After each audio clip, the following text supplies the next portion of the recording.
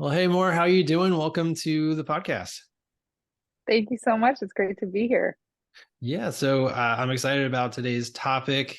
Awkward money moments is kind of what we're going to be talking about, which is super intriguing and kind of makes me nervous already. So I'm excited to get into that. But before we get there, why don't you just share a little bit about yourself, who you are, and what you do? Sure. I lead growth for Mentaya, and I moonlight as a therapist, specifically couples therapy, on the, evenings and weekends.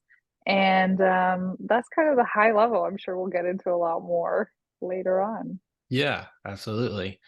Awesome. So let's just dive right in then. So Great. awkward money moments. So why are we talking about awkward money moments today? My background is I actually went to business school over at Cal, and I also got my MFT recently from the Wright Institute. And I just was kind of surprised by how little business information and training there was in the context of therapy and like talking to clients. Right. So this is something that I've felt firsthand can be really difficult as a therapist, and then talking to a lot of therapists through my work at Mentaya, I've learned just how uncomfortable therapists are. I don't know. I know your wife is a therapist, how she feels or like navigates these kinds of things, but it can be Yeah. very difficult. Yeah. So are we talking about like money, like those conversations with potential clients, current clients, Yes, changing your rates, e- all that sort of stuff? exactly. Yeah. All of that.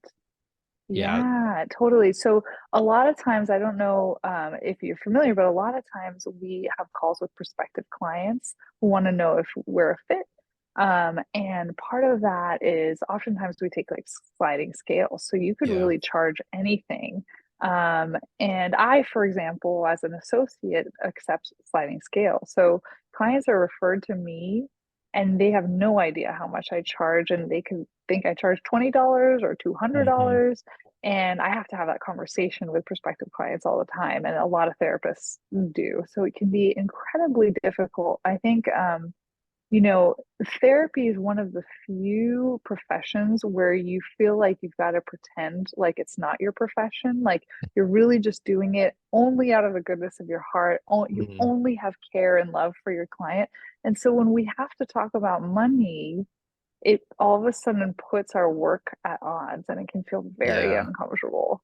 Yeah. Yeah, I bet. And I feel like that was kind of some of the journey in the process that my wife went through as she built her practice. I mean, she's what now 12 years into it. I think she's got her, her scripts down and that sort of thing and how she speaks to people. But like, I mean, I give total props to therapists or the people answering the phones with that sliding scale, like for me and my Oof. business. I want to know, like, I kind of know how long our process takes for website design and all that stuff. I know how much that stuff costs. It's very like, this is what it is, that sort of thing. So Mm-hmm. sliding scale, like, I can't imagine having that conversation. So where do you kind of It's start tough. with that? Well, yeah. Well, actually, let me ask. I'm curious. Since your wife is now a pro with 12 years of experience, has she nailed down the increasing rate conversation? Because that's a whole other ball game too. She has. So she's actually increasing her rates August 1st. So that's kind of top of mind for her. So she's got like a lot of solid clients who've been with her for a while. She also practices in an area of Atlanta called Buckhead, which is like the young professionals, people who are really established. So she's raised her rates a couple times throughout the years. And luckily her clients, they didn't really bat an eye. They're just like, yeah, whatever. So she's Mm, lucky in that regard that she has that sort of clientele. But yeah, yeah. she's worked through that, and kind of her process, I think, is an email that lets them know, hey, this is what's going to happen, this is when it's going to happen. But I think she still kind of takes it on a case by case basis. She kind of, there Hmm. might be a few of those clients that maybe she's worked with for years and years, and they've started at a lower price point. She understands their sort of place in life or their struggle or their financial situation, and she's just kind of like, I don't want to charge them just because I love them, like, they're just great clients. But for the most part, she's kind Mm, of got down, how her process for doing that.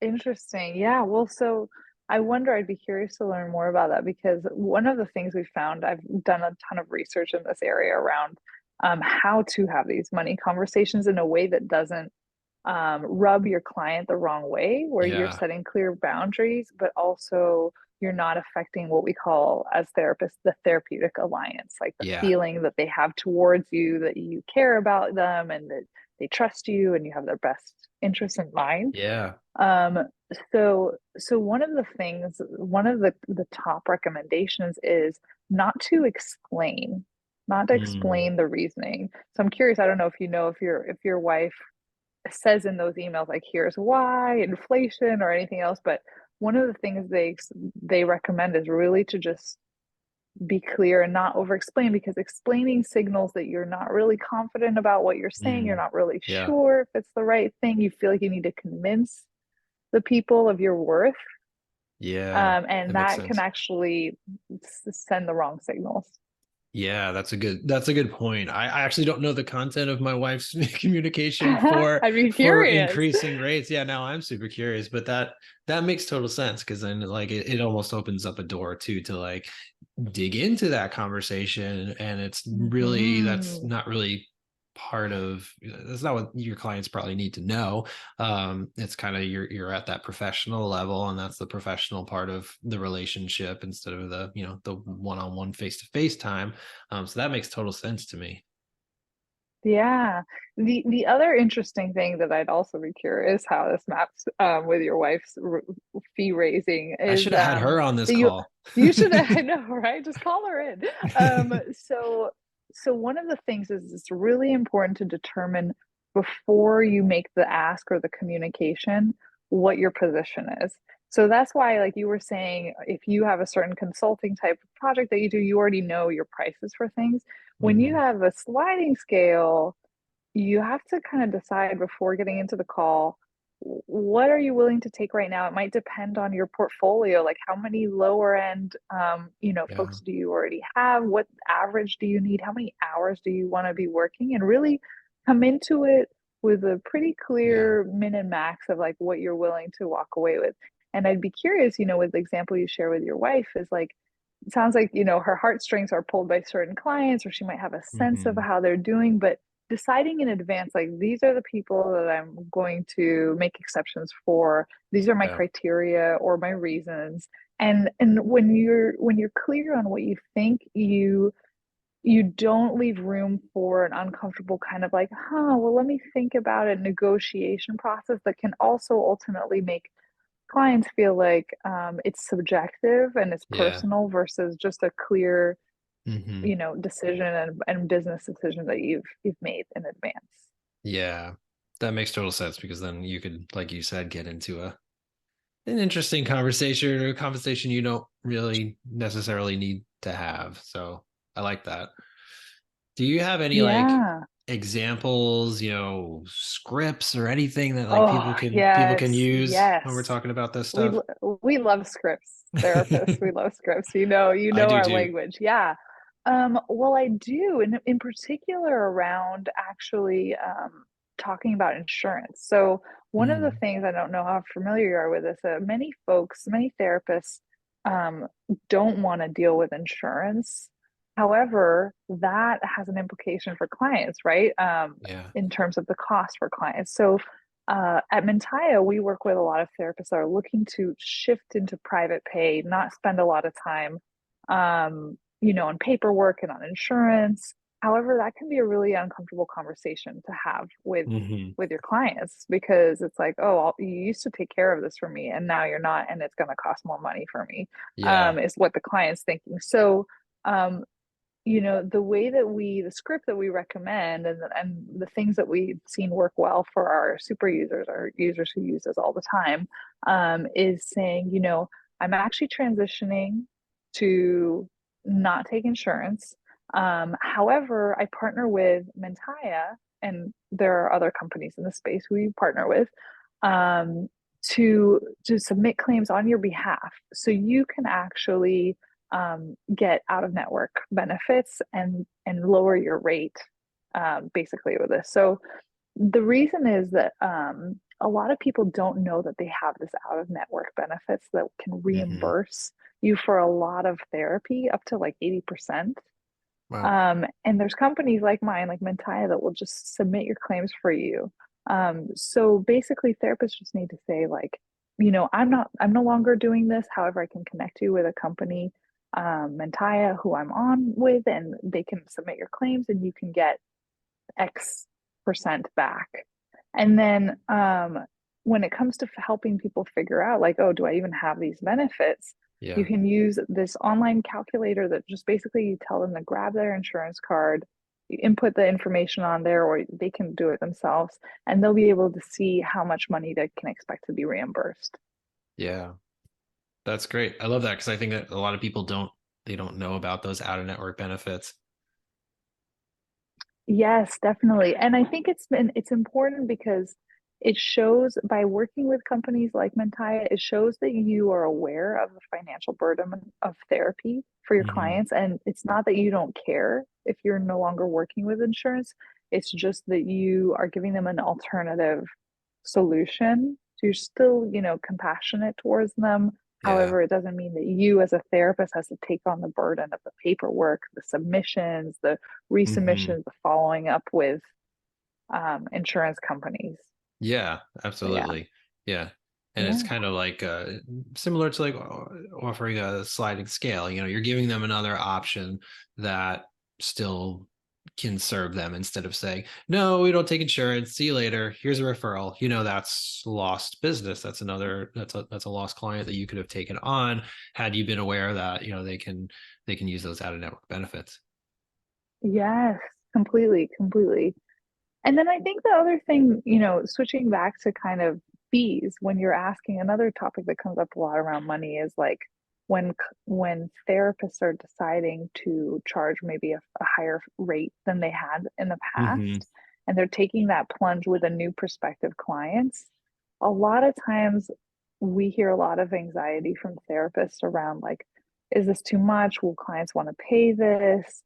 And that Hmm. may lead them when they share the fee to try to kind of convince Mm, the prospective clients about their fee. But the yeah. research actually shows that it's best to give space and time for the person to think about it. So if it's a considerable rate, um, your prospective client might not be able to tell you on the spot if they can make it. They might Yeah. want to think about it. But that doesn't mean that you, as a therapist, should take that as a signal that it's too high. Yep. And so being ready to say, okay, well, I know it's a big investment, like talk it over with your family, check out, what your options are, and let me know if you'd like to proceed. And being okay with knowing that some of those people won't come back, but some of them will. Yeah. Hmm. Yeah. I had a thought on that, but it totally just flew right out of Hmm. my mind. Oh no. I hate when that happens. No, I mean, I like what you said about like just giving space because I think what I was going to say is that, Mm, people, I feel like people these days they're so sensitive to like a hard sell and like especially when it comes to therapy. I mean, nobody wants to sound like some marketing person and come across that way. right. And especially with therapy, you're dealing with people's challenges and things that they're like really they need support from. So it should be sort of a natural progression and you want people to feel comfortable with you, but at the same time you can't take on everybody and not everybody's a good fit, so being okay with that Hmm. is super important. I think that was something I had to learn in my own business where we'd write quotes or proposals and send them off and you get rejected and it happens.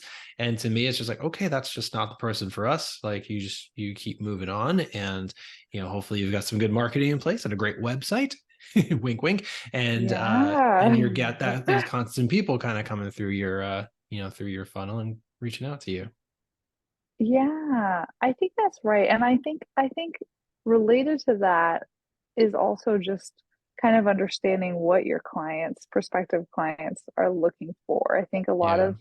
of newer therapists like myself might make the mistake of jumping straight into the logistics and the price. Yeah. Whereas what I found works really well is to ask the client, get to know like what brings them to therapy, what are they looking to get out of it, what would success look like, 3 months down the line. And then being able to speak to what you bring and how you would approach the work together before getting into the money. So they're not just comparing you as a commodity to other Yeah. price points, but also just comparing their experience with you, their sense of you, their confidence with your treatment plan, all of that, before getting into the price. Yeah, that's really good advice, and that's something that I too have learned myself. In that you can't really compete on price. Like you don't want to compete on price. Like you want to be yourself, and you want to offer value, and really dig into like what can I bring to your situation that's going to really help you solve the problems that you're facing. And if you're truly solving people's problems, then you know price doesn't really matter, because you're alleviating those challenges, those problems. You're giving people a better life, a hope, saving lives, even, stuff like that, as a therapist.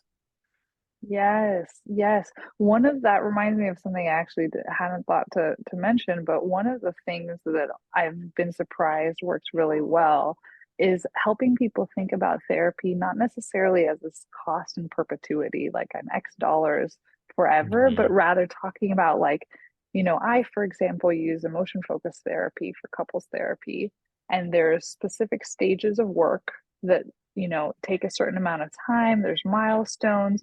So sometimes I explain to prospective clients like it's less about the budget per week and more about this is the rough amount of sessions that I could see us doing based on what you're saying per kind of stage, and Yeah. you might be looking at this budget in total versus we're just going to start and this is going to go on forever, because some Yeah. some clients are looking for to solve a problem really, or Yeah. looking for a more concrete Hmm. reason for therapy. Yeah. Yeah, that's helpful. You don't really want to be paying the same thing forever and ever and ever for weeks and weeks. It kind of helps put a little Yeah. bit of a helps you kind of view what you're going to be doing. I like that. Is there Yeah, it's anything tricky. It's tricky sorry. because oh no, I'm sorry. You're just making, I'm thinking of how you said earlier how you want to avoid the like sales feeling, which I often Yeah. feel. Um, And I think when you get into talking about therapy as like a product and a package versus this just ongoing relationship you have forever, Hmm. you always risk kind of walking that fine line. So I do think it's important to get a sense of your client. If they are the type of client that is really looking to solve like one specific thing, is Yeah. really anxious about the endless cost of therapy, then this might work well. But with other clients, it's a risky move. Yeah. Yeah. That makes total sense. I totally get that. Yeah. Well, are there any other things around these money conversations that Oh, you want to mention? Any other yes. tips that you've learned in your research? Yes. Yes. Two big ones. One, I don't know if this will be intuitive to you or not. I feel like you're already good at this, which is one is around your pace of speaking Mm, and breathing, which is like when we're nervous, we will speak faster. We might, yeah. stop breathing. And the nonverbals indicates a lack of kind of confidence in what you're saying. So rather than saying, well, my rate is 185 and I do things mostly remotely and I don't take insurance, you might just say, Hmm. I'm this. I am a pre-licensed therapist. That means my starting rate is 185. A lot can change in your tone and in your Yeah. pace. So breathe, take pauses, speak Yeah. slowly. That's one thing that I found in the research that has been useful for me personally. Yeah, I totally get that. I've totally like experienced that before, especially early on, like doing sales calls. I'm not a salesman, and I've had to learn, I'd have to, practice a lot. And I would early on just get on the phone, be so nervous, talk so fast. But yeah, I love that you just included that as a point, is what I'm saying, because most people they just Yeah. jump right in. But you can practice in front of the mirror, or practice with a friend or family member on the phone. Like, work on it, breathe, slow down. That's a good reminder to me. Yes, yes. And then I think the last one that is a little counterintuitive is um, be willing to mention that if you are not a fit, that you are Mm, happy to help refer them out. So, yeah. oftentimes the way this plays out is that someone might say, like, oh, I'm just not sure, my budget. And they're looking for you to say, like, oh, maybe I can work something out. And when you aren't willing to do that, it can signal that you don't care. So if you're willing to say, by the way, I realize like everyone has different budgets, it might not be the right fit. Hmm. I'm happy to help connect you with another colleague or to put some feelers out. Let me know. It really gives them the sense that you care and that yeah, pretty much. Yeah, I love that. That is really good advice, and I think that that also kind of causes you to kind of evaluate your own sort of like money issues if you do have any money issues, because I can tell you over the course of 6 years I've taken on some clients that were not a good fit, and there were red flags there, but I still did it and I totally regretted it. So now I kind of know those signs, and it's so much easier to have that conversation. And it's still a little bit hard to say, I'm so sorry, you're not a great fit, but you do that work to find somebody or make some referrals. That is, like you said, it shows you care, and it Yes, doesn't just leave them hanging. yes, that's Love right. it. So yeah, I think those are a lot of my big takeaways and learnings around these conversations. Yeah, love it. I think that these are awesome tips. I think these are things that even I can apply, even though I'm not a therapist, but it all works. Well, why don't you tell us just a little bit more about Mentaya, and where people can find you? And I believe that you have some resources for us, or a coupon code for listeners. Yes. Yes. So as I mentioned earlier, Mentaya, we basically take care of out-of-network benefits and reimbursements for your clients. And we do 100% of the hassle. The idea is that we completely liberate therapists from having to deal with the paperwork, and we hound insurance companies until we get a submission, a successful submission, reimbursement. That's a guarantee, or your clients get their feedback. Submitting claims for your clients is free for therapists.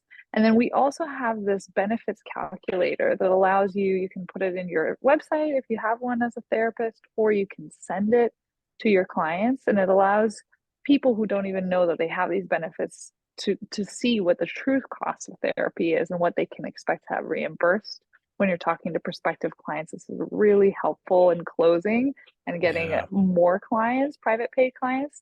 And for listeners of this podcast, we are offering a 1 month free trial. So no credit card required, nothing required. It's normally $29 a month, but with the code PPE, folks can play around with it, try your insurance card, your friends and family's insurance card, Mhm. prospective clients, and and yeah, and I'll also share information about how to contact us if you have questions or want to connect with our wonderful product specialist Maria, who can give you a demo of our product.